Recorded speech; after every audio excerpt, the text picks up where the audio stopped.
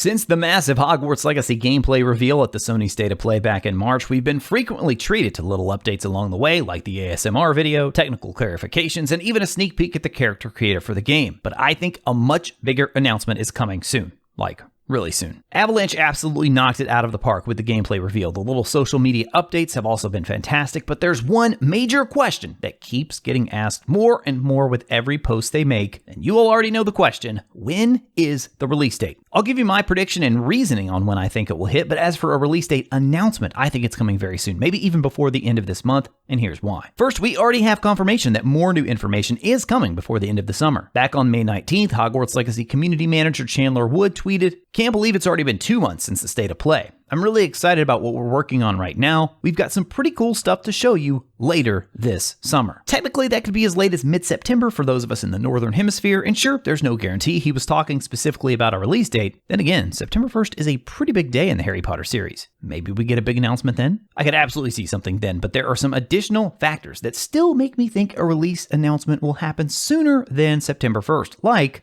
God of War Ragnarok. Sony just revealed that God of War will hit retail and digital storefronts on November 9th, 2022. But wait, what does God of War have to do with Hogwarts Legacy? Well, God of War Ragnarok is virtually guaranteed to be one of the biggest games of the year and is certain to be a huge seller. Its 2018 predecessor is the biggest selling PS4 title of all time with more than 20 million copies sold. Typically in the video game industry, publishers and marketing teams try and avoid releasing too close to other big blockbuster titles if they can help it. For some games with radically different audiences, like say Doom Eternal and Animal Crossing New Horizons, it's not as big of a deal. But for an action-adventure title with RPG elements and iconic characters, there's going to be at least a decent bit of audience overlap between Hogwarts Legacy and God of War. Not to mention that Sony is heavily marketing Hogwarts Legacy, but with as much love as they're showing it, there's no doubt they're going to give God of War even more love. So it makes sense that WB would want to give Hogwarts Legacy at least a little bit of breathing room away from God of War. Ragnarok is likely the big domino that a number of publishers were waiting to fall before they announced release dates for their titles. Forspoken, despite being essentially finished, very quickly announced they're making a strategic decision to push the game out to January 24th, 2023. Starfield, of course, has already been pushed out to 2023, and then we have a whole host of other semi-big to big titles without release dates like Bayonetta 3, Sonic Frontiers, Hogwarts Legacy, and plenty of others. The last official word we've received is that Hogwarts Legacy is slated for a holiday 2022 release, which typically means in either November or December. So, quite frankly, we're running out of time if it's still on track for a 2022 release. We're currently in early July, or roughly 5 months away from December, and you'd expect WB will want at least a few months to build hype with a more mainstream audience through TV commercials, web advertisements, and hopefully a collector's edition announcement. And of course, important pre-order details being communicated ahead of time on any such edition. We do not want absolute pandemonium and mayhem online like they had with PS5 pre-orders. So God of War announced an early November release date in early July, a full 4 months ahead of release. Now, all games don't follow that same exact rule, but if WB and Avalanche are looking to release in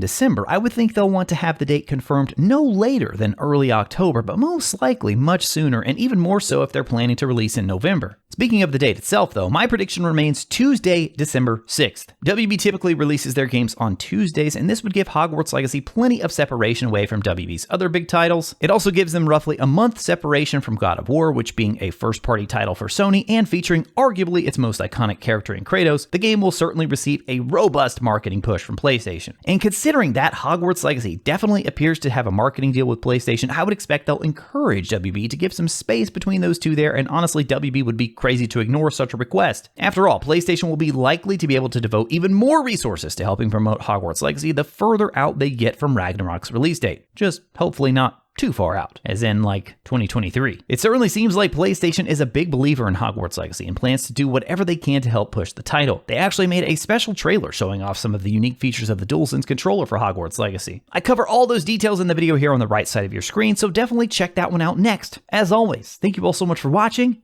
and I'll talk to you again soon.